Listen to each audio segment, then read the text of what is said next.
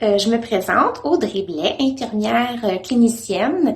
Je travaille dans le milieu de la santé communautaire depuis plus de 10 ans. Aujourd'hui, j'ai choisi de vous faire une petite capsule sur un sujet qui est bien important, la prévention des plaies de pression.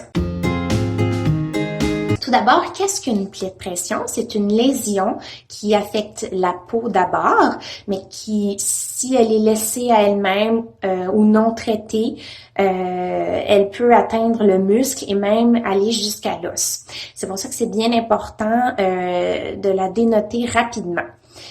Tout d'abord, ça va s'installer sous forme d'une rougeur. Lorsqu'on va presser dessus, elle ne blanchira pas. Si on la retrouve pour plus de 24 heures, c'est important d'en parler à un professionnel de la santé.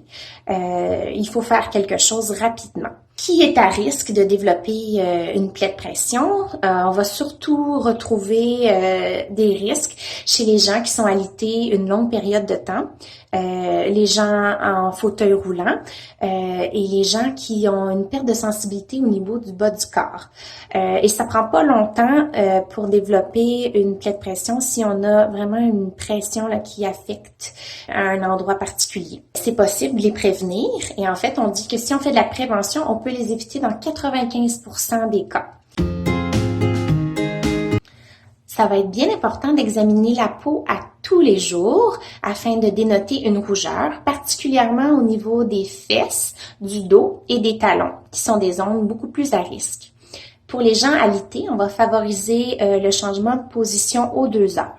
On va faire particulièrement attention au frottement lors des transferts, surtout au niveau des fesses.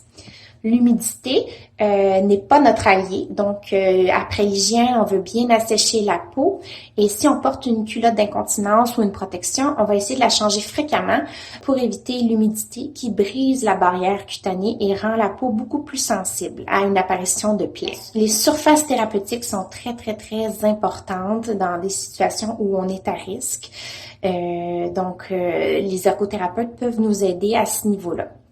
L'activité physique est très importante si on peut le faire, si c'est possible. C'est excellent là, pour la prévention des lésions de pression.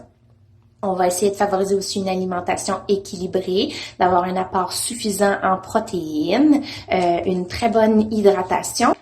J'entrerai pas dans les détails des différents stades de plaies, les façons de les traiter, parce que c'est pas ce qui importe aujourd'hui. Dans le fond, on veut vraiment tenter de prévenir.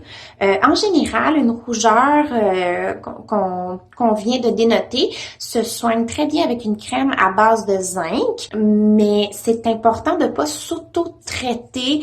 Faut en parler à un professionnel de la santé d'abord et il faut surtout éliminer la cause parce que sinon ça va revenir fréquemment. Et on veut pas ça. Donc voilà, c'était ça pour ma petite capsule d'aujourd'hui. Je vous souhaite une belle journée. Merci.